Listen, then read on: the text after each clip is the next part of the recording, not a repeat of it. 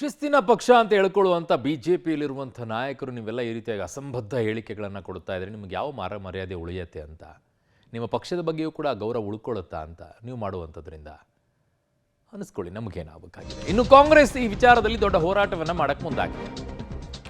ಸರ್ಕಾರದ ಸಿಎಸ್ ವಿರುದ್ಧ ಅಸಂಸದೀಯ ಪದ ಬಳಕೆ ಮಾಡಿದ್ದಕ್ಕೆ ಎಂಎಲ್ಸಿ ರವಿಕುಮಾರ್ ವಿರುದ್ಧ ಕಾಂಗ್ರೆಸ್ ಪ್ರತಿಭಟನೆಯನ್ನ ಮಾಡಿದೆ.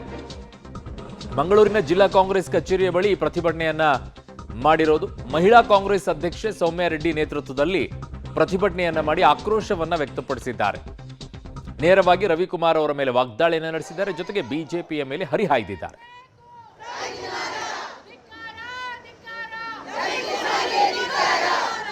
ಒಬ್ಬ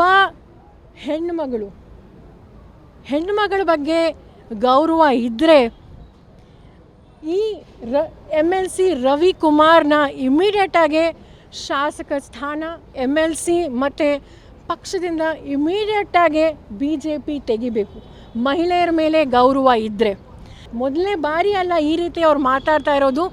ಇತ್ತೀಚೆಗೆ ಕಳೆದ ತಿಂಗಳು ಅವರು ಇನ್ನೊಬ್ಬ ದಕ್ಷ ಅಧಿಕಾರಿ ಕಲಬುರಗಿ ಅಧಿಕಾರಿ ಆದಂಥ ಫೌಜಿಯಾ ಖಾನಮ್ ಅವ್ರ ಬಗ್ಗೆ ಏನಂತ ಮಾತಾಡಿದ್ದಾರೆ ನಾವೆಲ್ಲರೂ ಸಹ ನೋಡಿದ್ದೀವಿ.